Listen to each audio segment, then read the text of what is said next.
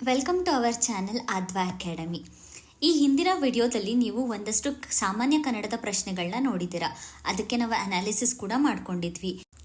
ಈ ಒಂದು ವಿಡಿಯೋ ಸರಣಿಯಲ್ಲಿ ನಾವು ಮುಂದಿನ ಪ್ರಶ್ನೆಯಲ್ಲಿ ಯಾವುದೆಲ್ಲ ಕ್ವಶನ್ಸ್ನ ಕೇಳ್ಕೊಂಡಿದ್ದಾರೆ ಮತ್ತು ಆ ಕಾನ್ಸೆಪ್ಟ್ ಕ್ಲಾರಿಟಿಯನ್ನು ನಾವು ತಿಳ್ಕೊಳ್ತಾ ಹೋಗೋಣ. ಯಾಕೆ ಅಂತ ಹೇಳಿದ್ರೆ ಪ್ರತಿಯೊಂದು ಪೇಪರಿಂದ ಕೂಡ ನಾವು ಹೊಸ ಹೊಸ ಕಾನ್ಸೆಪ್ಟ್ಗಳನ್ನ ಕಲಿತಾ ಹೋಗ್ತೀವಿ. ಹಾಗಾಗಿ 300 ಕ್ವಶನ್ಗಳ ಸರಣಿ ನಮ್ಮದು ಮುಗಿಯೋದ್ರೊಳಗಡೆ ಕಂಪ್ಲೀಟ್ ಕನ್ನಡದಲ್ಲಿ ಏನೇನೆಲ್ಲ ಕ್ವಶನ್ಸ್ನ ಕೇಳ್ತಾರೆ ಅದನ್ನು ಕಾನ್ಸೆಪ್ಟನ್ನ ಕಂಪ್ಲೀಟ್ ತಿಳ್ಕೊಳ್ತಾ ಹೋಗ್ತೀವಿ. ಈ ಒಂದು ಸಾಮಾನ್ಯ ಕನ್ನಡದ ಪ್ರಶ್ನೆ ಪತ್ರಿಕೆ ಮುಗಿಯೋದ್ರೊಳಗಡೆ ನಮಗೆ ಕಂಪ್ಲೀಟ್ ಕನ್ನಡದಲ್ಲಿ ಏನೆಲ್ಲ ಕ್ವಶನ್ಸ್ ಕೇಳ್ತಾರೆ ಅದ್ರ ಕಾನ್ಸೆಪ್ಟ್ ಏನು ಅನ್ನೋದು ಕಂಪ್ಲೀಟಾಗಿ ಗೊತ್ತಾಗ್ತಾ ಹೋಗುತ್ತೆ. ಸೊ ತಡ ಮಾಡದಲ್ಲೇ ನಾವು ಕ್ವಶನ್ಗಳನ್ನ ಸ್ಟಾರ್ಟ್ ಮಾಡ್ಕೊಳ್ಳೋಣ. ಮೊದಲನೇ ಪ್ರಶ್ನೆ ಬಂದ್ಬಿಟ್ಟು ಮಣ್ಣಿನ ಎಂಬ ಪದದ ವಿಭಕ್ತಿ ಪ್ರತ್ಯಯ ಏನು ಅಂತ ನೋಡ್ಕೊಂಡಿದ್ವಿ. ಈ ಹಿಂದಿನ ವಿಡಿಯೋ ನೀವು ನೋಡಿಲ್ಲ ಅಂತ ಹೇಳಿದ್ರೆ ಹಿಂದಿನ ವಿಡಿಯೋನ ನೋಡ್ಕೊಳ್ಳಿ. ಯಾಕೆ ಅಂತ ಹೇಳಿದ್ರೆ ಹಿಂದೆ ಆಗಿರುವಂತಹ ವಿಡಿಯೋದಲ್ಲಿ ನಾವು ಹಳೆಗನ್ನಡದ ವಿಭಕ್ತಿ ಪ್ರತ್ಯಯದ ಬಗ್ಗೆ ನೋಡ್ಕೊಂಡಿದ್ವಿ, ಹೌದಲ್ಲ? ಇನ್ ಕೇಸ್ ನೋಡಿಲ್ಲ ಅಂತ ಹೇಳಿದ್ರೆ ಆ ವಿಡಿಯೋನ ನೋಡ್ಕೊಂಡ್ಬಿಟ್ಟು ಬನ್ನಿ. ಇಲ್ಲಿ ನಾವು ಮಣ್ಣಿನ ಆ ಅನ್ನೋದು ವಿಭಕ್ತಿ ಪ್ರತ್ಯಯಕ್ಕೆ ಹೇಳಿದ್ದಾರೆ. ಇದು ಹೊಸಗನ್ನಡದ ವಿಭಕ್ತಿ ಪ್ರತ್ಯಯ. ಸೊ ಈ ವಿಭಕ್ತಿ ಪ್ರತ್ಯಯಗಳನ್ನ ನಾವು ನೋಡ್ಕೊಳ್ತಾ ಹೋದ್ರೆ ಇಲ್ಲಿ ಪ್ರಥಮ ವಿಭಕ್ತಿ ಪ್ರತ್ಯಯ ಬಂದ್ಬಿಟ್ಟು ಉ, ದ್ವಿತೀಯ ಅನ್ನು, ತೃತೀಯ ಇಂದ, ಚತುರ್ಥಿ ಗೆ ಕೆ ಇಗೆ, ಪಂಚಮಿ ದೆಸೆಯಿಂದ, ಷಷ್ಠಿ ಆ ಮತ್ತೆ ಅಲ್ಲಿ ಬಂದ್ಬಿಟ್ಟು ಸಪ್ತಮಿ.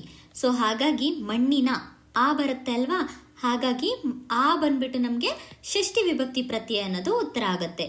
ಇನ್ನೊಂದು ಇಲ್ಲಿ ನಾವು ನೋಡ್ಬೇಕಾಗಿರೋದು ಸಂಬೋಧನ ಬಂದ್ಬಿಟ್ಟು ಆ ದೊಡ್ಡಕ್ಷರ ಆ ಅಥವಾ ಎ, ಈ ಅಥವಾ ಇರ ಈ ಪದಗಳೇನಾದರೂ ಬಂತು ಅಂತ ಹೇಳಿದ್ರೆ ನಮಗೆ ಅದು ಸಂಬೋಧನ ಆಗುತ್ತೆ.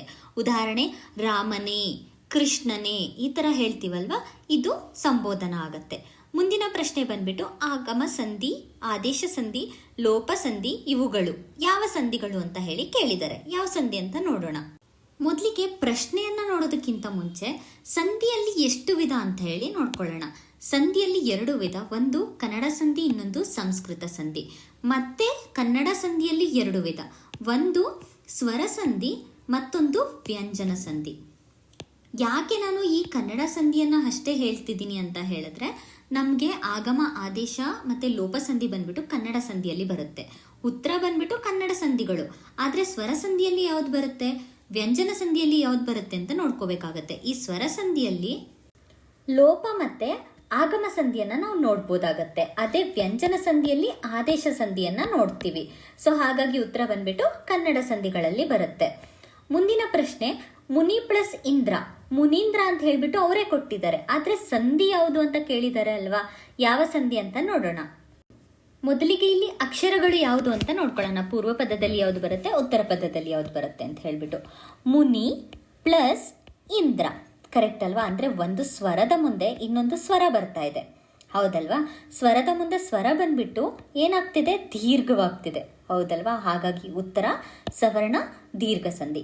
ಸ್ವರದ ಮುಂದೆ ಸ್ವರ ಬಂದು ಅದೇನಾದ್ರೂ ದೀರ್ಘ ಆಗ್ತಿದೆ, ಅದೇ ಜಾತಿಯ ಸ್ವರ, ಬೇರೆ ಜಾತಿಯದ್ದಲ್ಲ, ಅದೇ ಜಾತಿಯ ಸ್ವರ ದೀರ್ಘವಾಗ್ತಿದೆ ಅಂತ ಹೇಳಿದ್ರೆ ಅದನ್ನ ನಾವು ಸವರ್ಣ ದೀರ್ಘ ಸಂಧಿ ಅಂತ ಹೇಳ್ಬಿಟ್ಟು ಕರೀತೇವೆ. ಮುಂದಿನ ಕ್ವಶನ್ ಬಂದ್ಬಿಟ್ಟು ಹಳ್ಳಿ ಪ್ಲಸ್ ಅಲ್ಲಿ, ಹಳ್ಳಿಯಲ್ಲಿ ಅಂತ ಇದೆ. ಇಲ್ಲಿ ಮತ್ತೆ ನಾವು ಪೂರ್ವ ಪದ ಉತ್ತರ ಪದನ ನೋಡಿಕೊಂಡ್ರೆ ಹಳ್ಳಿ ಪ್ಲಸ್ ಅಲ್ಲಿ ಕರೆಕ್ಟ್ ಅಲ್ವಾ? ಸ್ವರ ಬಂದಿದೆ, ಇಲ್ಲೂ ಕೂಡ ಸ್ವರ ಬಂದಿದೆ, ಆದರೆ ನಮಗೆ ಅದನ್ನು ಕೂಡಿಸಿ ಬರೆಯೋದಾಗ ಏನಾಗುತ್ತೆ, ಯಕಾರವಾಗಿದೆ, ಹೌದಲ್ಲ? ಯಕಾರ ಬರ್ತಿದೆ ಅಂತ ಹೇಳಿದ್ರೆ ಉತ್ತರ ಆಗಮ ಸಂಧಿ. ಹಿಂದಿನ ವಿಡಿಯೋದಲ್ಲೇ ನಾವು ನೋಡ್ಕೊಂಡಿದ್ದೀವಿ. ಆಗಮ ಸಂಧಿಯಲ್ಲಿ ನಾವು ಯಕಾರಾಗಮ ಸಂಧಿ, ವಕಾರಾಗಮ ಸಂಧಿ ಎರಡನ್ನೂ ಕೂಡ ನೋಡ್ತೀವಿ. ಸ್ವರಗಳ ಮುಂದೆ ಸ್ವರ ಬಂದ್ಬಿಟ್ಟು ನೆಕ್ಸ್ಟ್ ನಾವು ಅದನ್ನು ಕೂಡಿಸಿ ಬರೆದಾಗ ಯಕಾರ ಅಥವಾ ವಕಾರ ಎರಡರಲ್ಲಿ ಯಾವುದಾದ್ರೂ ಆಯಿತು ಅಂತ ಹೇಳಿದ್ರೆ ಅದನ್ನು ಆಗಮ ಸಂಧಿ ಅಂತ ಹೇಳ್ಬಿಟ್ಟು ಕರಿತೇವೆ. ಮುಂದಿನ ಪ್ರಶ್ನೆ ಕಂದ ಪದ್ಯದಲ್ಲಿ ಎಷ್ಟು ಪಾದಗಳಿವೆ? ಕಂದ ಪದ್ಯದಲ್ಲಿ ಒಟ್ಟು 4 ಪಾದಗಳಿವೆ. ಇದು ಸಿಂಪಲ್ ಕ್ವಶನ್. ಆದರೆ ಇದರಲ್ಲಿ ಇನ್ನೂ ನಾವು ಹೆಚ್ಚು ತಿಳ್ಕೊಬೇಕು ಅಂತ ಹೇಳಿದ್ರೆ ಮೊದಲಿಗೆ ಕಂದ ಪದ್ಯನ ಬಳಸ್ಕೊಂಡಿರುವಂತಹ ಕೃತಿ ಯಾವುದು ಅಂತ ನಿಮ್ಗೇನಾದರೂ ಕ್ವಶನ್ನ ಕೇಳಿದ್ರೆ ಕವಿರಾಜ ಮಾರ್ಗ ಅಂತ ಹೇಳ್ಬಿಟ್ಟು ನೀವು ಆನ್ಸರ್ನ ಮಾಡಬೇಕಾಗತ್ತೆ. ಅದು ಕೃತಿ ಅಂತ ಕೇಳಿದ್ರೆ. ಅದೇ ನಿಮಗೆ ಕ್ವಶನ್ನಲ್ಲಿ ಕಂದ ಪದ್ಯವನ್ನು ಮೊದಲು ಬಳಸ್ಕೊಂಡಿರುವಂತಹ ಕಾವ್ಯ ಯಾವುದು ಅಂತ ಕೇಳಿದ್ರೆ ಆದಿಪುರಾಣ ಅಂತ ಹೇಳ್ಬಿಟ್ಟು ಬರಿಬೇಕಾಗತ್ತೆ. ಇದನ್ನ ನೆನ್ಪಿಟ್ಕೊಳ್ಳಿ. ಯಾಕೆ ಅಂತ ಹೇಳಿದ್ರೆ ನಿಮಗೆ ಕ್ವಶನಲ್ಲಿ ಕೂಡ ಅದನ್ನ ಕೇಳೋ ಚಾನ್ಸಸ್ ಇರುತ್ತೆ. ಮತ್ತೆ ನಮಗೆ 4 ಸಾಲುಗಳಿರುತ್ತೆ ಅಲ್ವಾ, ಕಂದಪದ್ಯದಲ್ಲಿ 4 ಸಾಲುಗಳಿರುತ್ತೆ. ಇದರಲ್ಲಿ ಮೊದಲನೆಯದು ಮತ್ತು 3ನೆಯ ಸಾಲು ಸಮವಾಗಿರುತ್ತೆ, 2ನೆಯದು ಮತ್ತು 4ನೆಯ ಸಾಲು ಸಮವಾಗಿರುತ್ತೆ. ನಿಮಗೆ ಈ ಕಂದಪದ್ಯದಿಂದ ಯಾವುದೇ ರೀತಿ ಬೇಕಾದರೂ ಕ್ವಶನ್ ಕೇಳ್ಬೋದು, ಪ್ರಿಪೇರ್ ಆಗಿರಿ. ಮುಂದಿನ ಪ್ರಶ್ನೆ ನಿಂತರು. ನಿಂತರುದು ಧಾತು ರೂಪ ಕೇಳಿದರೆ ಮೊದಲಿಗೆ ಧಾತು ಅಂದರೆ ಏನು? ಧಾತು ಅಂತ ಹೇಳಿದ್ರೆ ಕ್ರಿಯಾಪದದ ಮೂಲ ರೂಪ. ನಮಗೆ ಕ್ರಿಯಾಪದ ಗೊತ್ತು, ಅಂದರೆ ಒಂದು ಪರಿಪೂರ್ಣವಾದ ಕಾರ್ಯನ ಸೂಚಿಸ್ತಿದೆ ಅಂತ ಹೇಳಿದ್ರೆ ಅದನ್ನ ಕ್ರಿಯಾಪದ ಅಂತ ಹೇಳಿ ಕರಿತೀವಿ. ಈ ಕ್ರಿಯಾಪದದ ಮೂಲ ರೂಪನೇ ಧಾತು ಆಗಿರುತ್ತೆ. ಸೊ ಹಾಗಾಗಿ ಇಲ್ಲಿ ಧಾತುಗಳಿಗೆ ಇನ್ನೊಂದು ನೆನ್ಪಿಡ್ಕೊಬೇಕಾಗಿರೋ ವಿಷಯ ಏನು ಅಂತ ಹೇಳಿದ್ರೆ, ಧಾತುಗಳು ಪ್ರತ್ಯಯಗಳನ್ನ ಹೊಂದಿರೋದಿಲ್ಲ. ಅದನ್ನ ನಾವು ಏನಂತ ಕರಿತೀವಿ? ಧಾತು ಅಂತ ಹೇಳಿ ಕರಿತೀವಿ. ಹಾಗಿದ್ರೆ ಇಲ್ಲಿ ನಿಂತರು ಅನ್ನೋದಕ್ಕೆ ಧಾತು ಯಾವುದು? ನಿಲ್ಲು. ಇದು ಉತ್ತರ ಆಗತ್ತೆ. ಮುಂದಿನ ಪ್ರಶ್ನೆ ಬಂದ್ಬಿಟ್ಟು ತಿಂದರು. ಇದರ ಧಾತು ರೂಪವನ್ನು ಕೇಳಿದ್ದಾರೆ. ನಾನು ಆಲ್ರೆಡಿ ಹೇಳಿದ್ದೀನಿ, ಮೂಲ ರೂಪವೇ ಧಾತು ಅಂತ ಹೇಳಿಬಿಟ್ಟು. ತಿಂದರು ಇದಕ್ಕೆ ಮೂಲ ರೂಪ ಏನು? ತಿನ್ನು ಆಗತ್ತೆ. ಇದಕ್ಕೆ ಆನ್ಸರ್ ಬಂದ್ಬಿಟ್ಟು ತಿನ್ನು. ಇಲ್ಲಿಯ ತನಕ ನಾವು ಧಾತುಗಳ ಬಗ್ಗೆ ನೋಡ್ಕೊಂಡ್ವಿ. ಆದರೆ ಇಲ್ಲಿ ಏನು ಕೇಳಿದ್ದಾರೆ ಅಂತ ಹೇಳಿದ್ರೆ ಹೋಗು. ಹೋಗು ಧಾತುವಿನ ಭೂತಕಾಲದ ಕ್ರಿಯಾಪದ ಯಾವುದು ಅಂತ ಕೇಳಿದ್ದಾರೆ. ಅಂದರೆ ಭೂತಕಾಲ, ಭವಿಷ್ಯತ್ ಕಾಲ, ವರ್ತಮಾನ ಕಾಲ ಅಂತ ನಮಗೆ ಗೊತ್ತು. ಭೂತಕಾಲ ಅಂತ ಹೇಳಿದ್ರೆ ಆಲ್ರೆಡಿ ಕಳೆದೋಗಿರೋದು. ಭವಿಷ್ಯತ್ ಕಾಲ ಅಂದರೆ ಫ್ಯೂಚರ್. ಅದೇ ವರ್ತಮಾನ ಕಾಲ ಅಂದರೆ ಇವಾಗಿನ ಪ್ರೆಸೆಂಟ್ ಸಿಚುವೇಶನ್. ಹೌದಲ್ವಾ? ಸೊ ಹಾಗಾಗಿ ಇಲ್ಲಿ ಭೂತಕಾಲದ ಕ್ರಿಯಾಪದ ಹೋಗು ಅನ್ನೋದಕ್ಕೆ ಭೂತಕಾಲದ ಕ್ರಿಯಾಪದ ಯಾವುದು ಅಂತ ಹೇಳಿದ್ರೆ ಹೋಗಿದ್ದನೂ ಆಗತ್ತೆ. ಉತ್ತರ ಬಂದ್ಬಿಟ್ಟು ಆಪ್ಷನ್ ಸಿ ಆಗತ್ತೆ. ಈ ಭೂತಕಾಲಕ್ಕೆ ಕೆಲವೊಂದ್ಸಲ ಅಖ್ಯಾತ ಪ್ರತ್ಯಯ ಯಾವುದು ಅಂತ ಹೇಳಿ ಕೇಳ್ತಾರೆ. ಅದು ಯಾವುದು ಅಂದರೆ ದ ಅನ್ನೋದು ಭೂತಕಾಲದ ಅಖ್ಯಾತ ಪ್ರತ್ಯಯ. ಅದೇ ರೀತಿ ವರ್ತಮಾನ ಕಾಲಕ್ಕೆ ಅಖ್ಯಾತ ಪ್ರತ್ಯಯ ಬಂದ್ಬಿಟ್ಟು ಉತ್ತ. ನಿಮಗೆ ಕೊಟ್ಟಿರುವಂತಹ ಪದದಲ್ಲಿ ಉತ್ತ ಅನ್ನೋ ಥರ ಇದ್ದರೆ ಅದು ವರ್ತಮಾನ ಕಾಲ. ಅದೇ ರೀತಿ ಭವಿಷ್ಯತ್ ಕಾಲದ ಬಗ್ಗೆ ಏನಾದರೂ ಕೇಳ್ತಿದ್ದಾರೆ ಅಂತ ಹೇಳಿದ್ರೆ ಅದರಲ್ಲಿ ಅಖ್ಯಾತ ಪ್ರತ್ಯಯ, ನಾನು ಅಖ್ಯಾತ ಪ್ರತ್ಯಯದ ಬಗ್ಗೆ ಹೇಳ್ತಾ ಇದ್ದೀನಿ, ಅದು ವ. ಇದನ್ನು ನಿಮಗೆ ನೇರವಾದ ಕ್ವಶನ್ ಆಗು ಕೂಡ ಕೇಳೋ ಚಾನ್ಸಸ್ ಇರುತ್ತೆ. ಭೂತಕಾಲದ ಕ್ರಿಯಾಪದ ದ, ವರ್ತಮಾನದ ಅಖ್ಯಾತ ಪ್ರತ್ಯಯ ಉತ್ತ, ಭವಿಷ್ಯತ್ ಕಾಲದ ಅಖ್ಯಾತ ಪ್ರತ್ಯಯ ಬಂದ್ಬಿಟ್ಟು ವಾ ಅಂತ ಹೇಳ್ಬಿಟ್ಟು ಉತ್ತರನ ಬರಿಬೇಕಾಗತ್ತೆ. ನಾವು ಹಿಂದಿನ ವಿಡಿಯೋದಲ್ಲೂ ಕೂಡ ನೋಡಿದ್ವಿ, ತತ್ಸಮ ಮತ್ತು ತದ್ಭವ ರೂಪದಿಂದ ನಾವು ಒಂದು 2-3 ಕ್ವಶನ್ಸ್ಗಳನ್ನ ಪ್ರತಿಯೊಂದು ವಿಡಿಯೋದಲ್ಲೂ ಕೂಡ ನೋಡ್ಕೊ ಬಂದಿದ್ದೀವಿ. ಅದೇ ರೀತಿ ಈ ಒಂದು ಪ್ರಶ್ನೆ ಪತ್ರಿಕೆಯಲ್ಲೂ ಕೂಡ ತತ್ಸಮ ಪದದ ಬಗ್ಗೆ ಕ್ವಶನ್ ಇದೆ. ಅಜ್ಜ ಅನ್ನೋದಕ್ಕೆ ತತ್ಸಮ ಪದ ಯಾವುದು ಅಂತ ಕೇಳಿದರೆ ಅಜ್ಜ ಅನ್ನೋದಕ್ಕೆ ಉತ್ತರ ಬಂದ್ಬಿಟ್ಟು ಆರ್ಯ. ಮುಂದಿನ ಪ್ರಶ್ನೆ ಹಿತವಚನ ಪದದಲ್ಲಿಯ ಗುಣವಾಚಕ ಏನು ಅಂತ ಕೇಳಿದ್ದಾರೆ. ಮೊದಲಿಗೆ ಗುಣವಾಚಕ ಅಂದರೆ ಏನು? ಒಂದು ವಸ್ತುವಿನ ಗುಣನ ಸೂಚಿಸೋದು ಗುಣವಾಚಕ. ಅಂದರೆ ಆ ವಸ್ತುವಿನ ರೀತಿ, ಸ್ವಭಾವ, ಈ ಥರ ಗುಣಗಳನ್ನ ಸೂಚಿಸ್ತಾ ಹೋಗುತ್ತಲ್ವ, ಅದನ್ನು ನಾವು ಗುಣವಾಚಕ ಅಂತ ಹೇಳಿಬಿಟ್ಟು ಕರಿತೀವಿ. ಇದರಲ್ಲಿ ನಾವು ಯೂಶಲಿ ವಿಶೇಷಣ ಮತ್ತು ವಿಶೇಷ ಭಾವನ ನೋಡ್ತೀವಿ. ವಿಶೇಷಣ ಮತ್ತು ವಿಶೇಷ ಭಾವ ಇದರಿಂದ ಕೂಡಿರೋದೇ ಗುಣವಾಚಕ. ಈ ಒಂದು ಹಿತವಚನ ಪದದಲ್ಲಿ ವಿಶೇಷಣ ಯಾವುದು ಅಂತ ಹೇಳಿದ್ರೆ ಹಿತ. ಈ ಹಿತ ಅನ್ನುವಂತಹ ಪದ ಬಂದ್ಬಿಟ್ಟು ವಿಶೇಷಣ. ವಿಶೇಷ್ಯ ವಚನ. ನಿಮಗೆ ಕ್ವಶನಲ್ಲಿ ಯಾವುದಾದ್ರೂ ಪದ ಕೊಟ್ಬಿಟ್ಟು ಇದರಲ್ಲಿ ವಿಶೇಷಣ ಯಾವುದು ವಿಶೇಷ್ಯ ಯಾವುದು ಅಂತ ಕೂಡ ಕೇಳ್ಬೋದು. ಹಾಗಿದ್ರೆ ಈ ಒಂದು ಕ್ವಶನಿಗೆ ಉತ್ತರ ಬಂದ್ಬಿಟ್ಟು ಹಿತ. ಮುಂದಿನ ಪ್ರಶ್ನೆ ತ್ಯಾಗ ಪದದ ತದ್ಭವ ರೂಪನ ಕೇಳಿದರೆ. ತ್ಯಾಗ ಪದ ತತ್ಸಮ ರೂಪ, ಅದಕ್ಕೆ ತದ್ಭವ ರೂಪ ಬಂದ್ಬಿಟ್ಟು ಚಾಗ ಆಗತ್ತೆ. ಅಂದರೆ ಉತ್ತರ 1. ನೆಕ್ಸ್ಟು ಮಾನಿನಿಗೆ ಪ್ಲಸ್ ಇನಿತು, ಇದನ್ನು ಕೂಡಿಸಿ ಬರೆದ್ರೆ ಮಾನಿನಿಗೆನಿತು ಅನ್ನೋದು ಆಗುತ್ತೆ. ಹಾಗಾಗಿ ಉತ್ತರ ಬಂದ್ಬಿಟ್ಟು ಆಪ್ಷನ್ 2 ಆಗುತ್ತೆ. ರಸ ಪ್ಲಸ್ ಆತಳ, ಇದನ್ನು ಕೂಡಿಸಿ ಬರೆದ್ರೆ ಏನಾಗುತ್ತೆ? ರಸಾತಳ.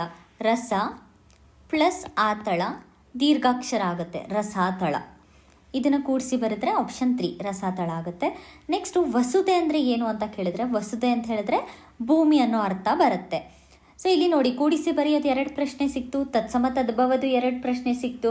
ಒಂದು ಕಾನ್ಸೆಪ್ಟನ್ನು ನೀವು ತಿಳ್ಕೊಳ್ತಾ ಹೋದರೆ ಇದೇ ರೀತಿಯಾದ ಎಷ್ಟೋ ಕಾನ್ಸೆಪ್ಟ್ಗಳ ಕ್ಲಾರಿಟಿ ನಮಗೆ ತಿಳಿತಾ ಹೋಗುತ್ತೆ. ಇನ್ನು ಮುಂದಿನ ಪ್ರಶ್ನೆಯನ್ನು ನೋಡಿಕೊಂಡ್ರೆ ದಿಶಾ ಪದದ ತದ್ಭವ ರೂಪ ಯಾವುದು ಅಂತ ಕೇಳಿದ್ದಾರೆ. ದಿಶಾ ಪದದ ತದ್ಭವ ರೂಪ ಬಂದ್ಬಿಟ್ಟು ದೆಸೆ ಆಗತ್ತೆ. ಕಂದ ಇದರ ವಿವಿಧಾರ್ಥ, ವಿರುದ್ಧಾರ್ಥ ಅಲ್ಲ, ಓದುವಾಗ ಗಮನ ಕೊಟ್ಟು ಓದಿ. ವಿರುದ್ಧಾರ್ಥ ಕೇಳಿಲ್ಲ, ಇಲ್ಲಿ ವಿವಿಧಾರ್ಥ ಕೇಳಿದ್ದಾರೆ. ಸೊ ಕಂದ ಅನ್ನೋದಕ್ಕೆ ವಿವಿಧಾರ್ಥಗಳು ಏನು ಅಂತಂದರೆ ಮಗು ಮತ್ತು ಗೆಡ್ಡೆ. ಇಲ್ಲಿ ಕನ್ಫ್ಯೂಸ್ ಆಗೋ ಚಾನ್ಸಸ್ ಇರುತ್ತೆ, ಮಗು ಮತ್ತು ಕೂಸು, ಮಗು ಶಿಶು, ಗೆಡ್ಡೆ ಗೆಣಸು ಅಂತೆಲ್ಲ. ಬಟ್ ಇದು ಉತ್ತರ ಬಂದ್ಬಿಟ್ಟು ಮಗು ಮತ್ತು ಗೆಡ್ಡೆ ಎರಡನ್ನೂ ಕೂಡ ನಾವು ಕಂದ ಅಂತ ಹೇಳಿ ಕರಿತೇವೆ. ನೆಕ್ಸ್ಟ್ ಕ್ವಶನ್ ಬಂದ್ಬಿಟ್ಟು ವಿರುದ್ಧ ಪದಗಳ ಕ್ವಶನ್ ಇದೆ. ಅಬಲೆ ಇದಕ್ಕೆ ವಿರುದ್ಧ ಪದ ಬಂದ್ಬಿಟ್ಟು ಸಬಲೆ. ನೆಕ್ಸ್ಟು ಅನಾಚಾರ, ಅನಾಚಾರದ ವಿರುದ್ಧ ಪದ ಕೇಳಿದ್ದಾರೆ. ಅನಾಚಾರದ ವಿರುದ್ಧ ಪದ ಏನು? ಆಚಾರ. ಉತ್ತರ ಆಪ್ಷನ್ 2. ನೆಕ್ಸ್ಟ್ ಪ್ರಶ್ನೆ ಬಟ್ಟೆ ಅಂತ ಇದೆ. ಬಟ್ಟೆಯ ನಾನಾರ್ಥಗಳನ್ನು ತಿಳಿಸಿ ಅಂತ ಕೇಳಿದ್ದಾರೆ. ನಮಗೆ ಬಟ್ಟೆ ಅಂದರೆ ವಸ್ತ್ರ ಅಂತ ಗೊತ್ತು, ಆದರೆ ಬಟ್ಟೆಗೆ ಇನ್ನೂ ಒಂದು ಅಷ್ಟು ಮೀನಿಂಗ್ಗಳನ್ನ ನಾವು ನೋಡ್ತಾ ಹೋದರೆ ಹಾದಿ, ಮಾರ್ಗ ಮತ್ತು ವಸ್ತ್ರ, ಅರಿವೆ, ಇದೆಲ್ಲದೂ ಕೂಡ ನಮಗೆ ಬಟ್ಟೆ ಅನ್ನೋ ಪದದ ಅರ್ಥಗಳನ್ನೇ ಕೊಡ್ತಾ ಹೋಗುತ್ತೆ. ಹಾಗಾಗಿ ಉತ್ತರ ಬಂದ್ಬಿಟ್ಟು ಇಲ್ಲಿ ಬಟ್ಟೆ ಕೂಡ ಇರಬೇಕು, ಜೊತೆಗೆ ದಾರಿ ಕೂಡ ಇರಬೇಕು. ಉತ್ತರ ಬಂದು ಆಪ್ಷನ್ 1 ಆಗುತ್ತೆ.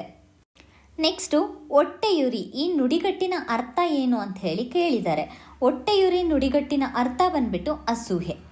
ನೆಕ್ಸ್ಟು ತಿನ್ನುತ್ತಿವೆ ಅನ್ನೋ ಅಂಥ ನಿಷೇಧಾರ್ಥಕ ಪದ ಯಾವುದು ಅಂತ ಕೇಳಿದ್ದಾರೆ. ನಿಷೇಧಾರ್ಥಕ ಅಂದ್ರೇನು? ನಾನು ಮಾಡೋದೇ ಇಲ್ಲ ಅನ್ನೋದು ನಿಷೇಧ, ಓಕೆನಾ? ಸೊ ಇಲ್ಲಿ ನಾನು ಮಾಡೋದೇ ಇಲ್ಲ ಅಂತ ಹೇಳಿ ಯಾವ ಅರ್ಥ ಕೊಡ್ತಿದೆ? ತಿನ್ನೋವು ಅನ್ನೋದು ಅರ್ಥ ಕೊಡುತ್ತೆ. ಹಾಗಾಗಿ ಉತ್ತರ ಬಂದ್ಬಿಟ್ಟು ಆಪ್ಷನ್ 4 ಆಗುತ್ತೆ. ಮುಂದಿನ ಪ್ರಶ್ನೆ ನೋಡು, ನೋಡು ಧಾತುವಿನ ವರ್ತಮಾನ ಕಾಲದ ರೂಪ ಯಾವುದು ಅಂತ ಕೇಳಿದ್ದಾರೆ. ವರ್ತಮಾನ ಕಾಲ ನಾನು ಆಲ್ರೆಡಿ ಒಂದು ಕ್ವಶನಲ್ಲಿ ಹೇಳಿದ್ದೀನಿ. ವರ್ತಮಾನ ಅಂದ್ರೇನು? ಪ್ರೆಸೆಂಟ್ ಸಿಚುವೇಶನ್, ಕರೆಕ್ಟ್ ಅಲ್ವಾ? ನೋಡು ಇದರ ವರ್ತಮಾನ ಕಾಲ ಯಾವುದು ಅಂತ ಹೇಳಿದ್ರೆ ನೋಡುತ್ತಿಲ್ಲ ಅನ್ನೋದಾಗತ್ತೆ. ಇಲ್ಲಿ ನೋಡುವುದಿಲ್ಲ ಅಂದರೆ ನಾನು ನೋಡಲ್ಲ, ಫ್ಯೂಚರಿಸ್ಟಿಕ್ ಅಂದರೆ ಭವಿಷ್ಯತ್ ಕಾಲ. ನೋಡುವುದೇ ಇಲ್ಲ, ಅದು ಕೂಡ ಫ್ಯೂಚರಿಸ್ಟಿಕ್, ಭವಿಷ್ಯತ್ ಕಾಲ. ನೋಡದಿರು ಭೂತಕಾಲ. ನೋಡುತ್ತಿಲ್ಲ ಅಟ್ ಪ್ರೆಸೆಂಟ್, ನಾನು ನೋಡ್ತಾ ಇಲ್ಲ ಅಲ್ವಾ? ಸೊ ಉತ್ತರ ಬಂದ್ಬಿಟ್ಟು ಆಪ್ಷನ್ 2 ಆಗುತ್ತೆ. ಮುಂದಿನ ಪ್ರಶ್ನೆ ನಾಲಿಗೆ ಬಿಗಿ ಹಿಡಿ. ಕೆಲವರು ಮಾತಾಡೋದನ್ನ ಕೇಳಿರ್ತೀರ, ನಾಲಿಗೆ ಬಿಗಿ ಹಿಡಿದು ಮಾತಾಡು ಅಂತ ಹೇಳ್ಬಿಟ್ಟು. ಅದರ ಅರ್ಥ ಏನು? ನಿನ್ನ ಮಾತಿನಲ್ಲಿ ಮಿತವಾಗಿರಲಿ ಅಂತ ಹೇಳ್ಬಿಟ್ಟು. ಉತ್ತರ ಮಿತಿಯಲ್ಲಿ ಮಾತನಾಡು ಅನ್ನೋ ಅರ್ಥ ಬರುತ್ತೆ. ನೆಕ್ಸ್ಟು ದಾರಿದೀಪ. ದಾರಿದೀಪ ಏನು ಅಂತ ಹೇಳಿದ್ರೆ ನುಡಿಗಟ್ಟು. ಇಲ್ಲಿ ನೀವು ನೋಡಿದ್ರೆ ಗೊತ್ತಾಗುತ್ತೆ, ಇಲ್ಲಿ ಹೊಟ್ಟೆಯುರಿ, ಇಲ್ಲಿ ದಾರಿದೀಪ. ಕ್ವಶನಲ್ಲೇ ಕೆಲವೊಂದು ಸಲ ಆನ್ಸರ್ ಇರುತ್ತೆ, ಅದನ್ನು ನಾವು ನೋಡ್ಕೋಬೇಕಷ್ಟೆ. ಅದು ನುಡಿಗಟ್ಟು. ದಾರಿದೀಪ ಅನ್ನೋದು ಒಂದು ನುಡಿಗಟ್ಟು, ಹೊಟ್ಟೆಯುರಿ ಅನ್ನೋದು ಕೂಡ ಒಂದು ನುಡಿಗಟ್ಟು. ನೆಕ್ಸ್ಟ್ ಕ್ವಶನ್ ಬಂದ್ಬಿಟ್ಟು ರಗಳೆ. ರಗಳೆ ಎಂಬುದು ಗದ್ಯ, ಪದ್ಯ, ಕತೆ, ನಾಟಕ. ಇದು ಕೊಟ್ಟಿದ್ದಾರೆ. ರಗಳೆ ಬಂದ್ಬಿಟ್ಟು ನಮಗೆ ಪದ್ಯ. ಇದರಲ್ಲಿ ನಾವು ಇನ್ನೂ ಒಂದು ಇಂಪಾರ್ಟೆಂಟ್ ವಿಷಯನ ನೋಡ್ಕೊಬೇಕು ಅಂದರೆ, ಮೊದಲಿಗೆ ಈ ರಗಳೆಯನ್ನು ಬಳಸಿದವರು ಯಾರು ಅಂತ ಹೇಳಿದ್ರೆ ನಾಗವರ್ಮ. ನಾಗವರ್ಮ ಅನ್ನೋರು ಮೊದಲಿಗೆ ಈ ರಗಳೆಯನ್ನು ಬಳಸಿದಂತಹ ವ್ಯಕ್ತಿಯಾಗಿದ್ದಾರೆ. ಮುಂದಿನ ಪ್ರಶ್ನೆ ಜಲಗಾರ ನಾಟಕದ ಕರ್ತೃ ಯಾರು ಅಂತ ಹೇಳಿ ಕೇಳಿದ್ದಾರೆ. ಜಲಗಾರ ನಾಟಕದ ಕರ್ತೃ ಬಂದ್ಬಿಟ್ಟು ಕುವೆಂಪು ಅವರು. ನೆಕ್ಸ್ಟ್ ಕ್ವಶನ್ ಅಚ್ಚೇವು ಕನ್ನಡದ ದೀಪ. ಈ ಪದ್ಯನ ಬರೆದವರು DS ಕರ್ಕಿಯವರು. ನೀವು ಇದೇ ಕ್ವಶನ್ನ ತುಂಬ ಪೇಪರ್ಸಲ್ಲಿ ನೋಡ್ಬೋದು. ಇದೆಲ್ಲ ಇಂಪಾರ್ಟೆಂಟ್ ಆಗುತ್ತೆ, ಕೆಲವೊಂದ್ಸಲ ರಿಪೀಟ್ ಆಗೋ ಚಾನ್ಸಸ್ ಕೂಡ ಇರುತ್ತೆ. ನೆಕ್ಸ್ಟ್ ಕ್ವಶನ್ ಓದು ಧಾತುವಿನ ಭವಿಷ್ಯತ್ ಕಾಲ ಅಂದರೆ ಫ್ಯೂಚರ್, ಕರೆಕ್ಟಾ? ಇದಕ್ಕೆ ಉತ್ತರ ಬಂದ್ಬಿಟ್ಟು ಓದುವನು. ಹೌದು, ಓದ್ತಾನೆ. ಮನೇಲಿ ಯಾರಾದರೂ ಕೇಳಿದ್ರೆ ಹೇಳ್ತಾರಲ್ವಾ ಓದ್ತಾನೆ ಅಂದ್ಬಿಟ್ಟು, ಆ ಥರ ಓದುವನು. ನೆಕ್ಸ್ಟ್ ಓದ್ತಾನೆ, ಕರೆಕ್ಟ್ ಅಲ್ಲ? ಇದು ಭವಿಷ್ಯತ್ ಕಾಲ ಆಗತ್ತೆ. ಮುಂದಿನ ಪ್ರಶ್ನೆ ಈ ಕೆಳಗಿನವುಗಳಲ್ಲಿ ಯಾವುದು ಕನಕದಾಸರ ಕೃತಿ ಅಲ್ಲ ಅಂತ ಹೇಳಿ ಕೇಳಿದ್ದಾರೆ. ಆ್ಯಕ್ಚುಲಿ ಮೊದಲಿಗೆ ಯಾವ್ದು ಕೃತಿ ಅಲ್ಲ ಅಂತ ನೋಡೋದಕ್ಕಿಂತ ಕನಕದಾಸರ ಕೃತಿ ಯಾವ್ದ್ಯಾವುದು ಅಂತ ಹೇಳಿ ನೋಡ್ಕೊಳ್ಳೋಣ. ಇಲ್ಲಿ ಕೊಟ್ಟಿರೋದ್ರಲ್ಲಿ ಹರಿಭಕ್ತ ಸಾರ, ನಳಚರಿತ್ರೆ, ರಾಮಧಾನ್ಯ ಚರಿತ್ರೆ, ಇದ್ರ ಜೊತೆಗೆ ಮೋಹನ ತರಂಗಿಣಿ. ಮೋಹನ ತರಂಗಿಣಿ ಅನ್ನೋದು ತುಂಬಾ ಇಂಪಾರ್ಟೆಂಟ್ ಆಗಿರುವಂತಹ ಅವರ ಕೃತಿಯಾಗಿದೆ. ಇದಿಷ್ಟು ಕನಕದಾಸರು ಬರೆದಿರುವಂತಹ ಕೃತಿ. ಹಾಗಾಗಿ ಉತ್ತರ ಬಂದ್ಬಿಟ್ಟು ಗದುಗಿನ ಭಾರತ. ಹಾಗಾದರೆ ಗದುಗಿನ ಭಾರತನ ಬರೆದವ್ರು ಯಾರು? ಇದನ್ನು ಬರೆದಿರೋರು ಕುಮಾರವ್ಯಾಸ. ಇವರ ಮೂಲ ಹೆಸರು ಬಂದ್ಬಿಟ್ಟು ಗದುಗಿನ ನಾರಾಯಣ ಅಂತಲೇ ಇವರು ಫೇಮಸ್ ಆಗಿದ್ದಾರೆ. ಅಂದರೆ ಅವ್ರ ಮೂಲ ಹೆಸರು ಬಂದ್ಬಿಟ್ಟು ನಾರಾಯಣಪ್ಪ ಅಂತ ಹೇಳಿಬಿಟ್ಟು ಕರೀತಾರೆ. ಇವರ ಕಾವ್ಯನಾಮ ಬಂದ್ಬಿಟ್ಟು ಕುಮಾರವ್ಯಾಸವಾಗಿದೆ. ಇಲ್ಲಿ ಕನಕದಾಸರಲ್ಲೇ ನಾವು ಬೇರೆ ಬೇರೆ ಕ್ವಶನ್ಗಳನ್ನ ನೋಡಿಕೊಂಡ್ರೆ ಅದರಲ್ಲಿ ಇನ್ನೂ ಒಂದು ಇಂಪಾರ್ಟೆಂಟ್ ಏನು ಅಂತ ಹೇಳಿದ್ರೆ, ನಿಮಗೆ ಕ್ವಶನಲ್ಲಿ ಕನಕದಾಸರ ಅಂಕಿತನಾಮ ಯಾವುದು ಅಂತ ಕೇಳೋ ಚಾನ್ಸಸ್ ಇರುತ್ತೆ, ಕರೆಕ್ಟ್ ಅಲ್ವಾ? ಕನಕದಾಸರ ಅಂಕಿತನಾಮ ಆದಿಕೇಶವ. ಬರೀ ಆದಿಕೇಶವ ಒಂದೇ ಅಲ್ಲ, ಅವರ ಅಂಕಿತನಾಮ ಬಡದಾದಿ ಕೇಶವ ಅಂತ ಕೂಡ ಕರೀತಾರೆ. ಅದ್ರ ಜೊತೆಯಲ್ಲಿ ಕಾಗಿನೆಲೆಯಾದಿ ಕೇಶವ ಅಂತ ಕೂಡ ಕರೀತಾರೆ. ಕನಕದಾಸರ ರಿಲೇಟೆಡ್ ಇದಿಷ್ಟನ್ನು ಕೂಡ ನೆನ್ಪಿಡ್ಕೊಂಡಿರಿ. ಯಾವ ಕ್ವಶನ್ ಕೇಳಿದ್ರು ಕೂಡ ನೀವು ಆನ್ಸರ್ ಮಾಡ್ಬೋದಾಗತ್ತೆ. ಮುಂದಿನ ಪ್ರಶ್ನೆ ಬಂದ್ಬಿಟ್ಟು ಷಟ್ಪದಿಯ ಬ್ರಹ್ಮ ಯಾರು ಅಂತ ಕೇಳಿದ್ದಾರೆ. ಇದಕ್ಕೆ ಉತ್ತರ ಬಂದ್ಬಿಟ್ಟು ರಾಘವಾಂಕ. ಯಾಕೆ ರಾಘವಾಂಕ ಅವ್ರಿಗೆ ಷಟ್ಪದಿಯ ಬ್ರಹ್ಮ ಅಂತ ಕರೆದ್ರು ಅಂತ ಹೇಳಿದ್ರೆ, ಇವರು ಕೃತಿಗಳನ್ನ ವಾರ್ಧಕ ಷಟ್ಪದಿಯಲ್ಲಿ ರಚಿಸಿದ್ದಾರೆ.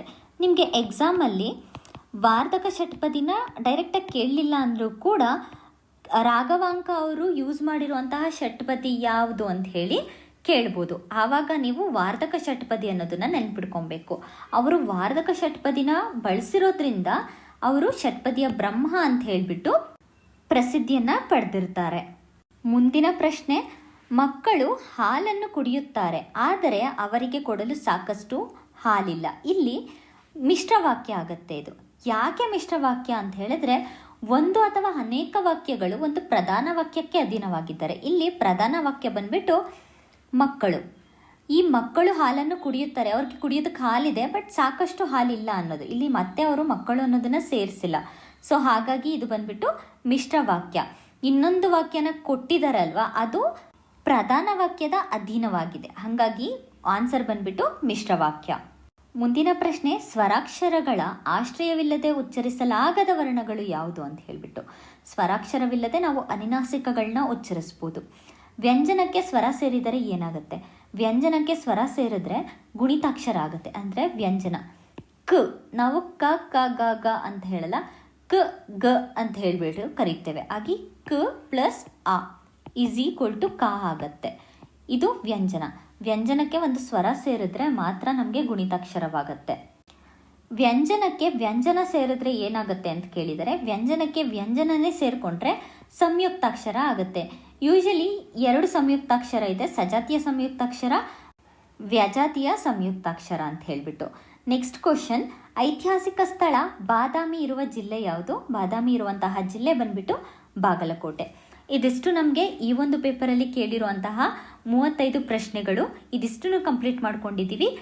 ಕೊನೆಯದಾಗಿ ಹೇಳಬೇಕಂದ್ರೆ, ನಾವು ಸಂಧಿಯ ಬಗ್ಗೆ ಕರೆಕ್ಟಾ, ಅದರಲ್ಲೂ ಕೂಡ ಕನ್ನಡ ಸಂಧಿಯ ಬಗ್ಗೆ ತತ್ಸಮ ತದ್ಭವದ ಕ್ವಶನ್ಗಳನ್ನ ನೋಡ್ಕೊಂಡ್ವಿ,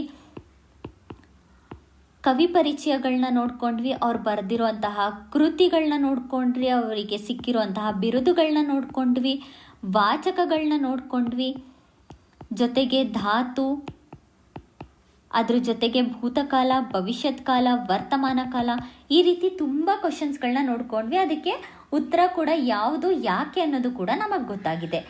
ಮುಂದೆ ಇದೇ ರೀತಿಯ ಅನಾಲಿಸಿಸ್ಗಳನ್ನ ಮಾಡ್ಕೊಂಡು ಹೋಗೋಣ. ಸೊ ದಟ್ VAO ಮತ್ತು PDO ಎಕ್ಸಾಮ್ ಅಥವಾ ಯಾವುದೇ ಗ್ರೂಪ್ C ಮತ್ತು ಗ್ರೂಪ್ D ಎಕ್ಸಾಮ್ಗಳಿಗೆ ನಿಮಗೆ ಈ ಒಂದು ಸೀರೀಸ್ ಉಪಯುಕ್ತ ಆಗುತ್ತೆ. ಇದೇ ರೀತಿಯ ಹೆಚ್ಚಿನ ವಿಡಿಯೋಸ್ಗಾಗಿ ನಮ್ಮ ಚಾನೆಲ್ನ ಶೇರ್ ಮಾಡಿ ಮತ್ತು ಸಬ್ಸ್ಕ್ರೈಬ್ ಮಾಡಿ. ಧನ್ಯವಾದಗಳು.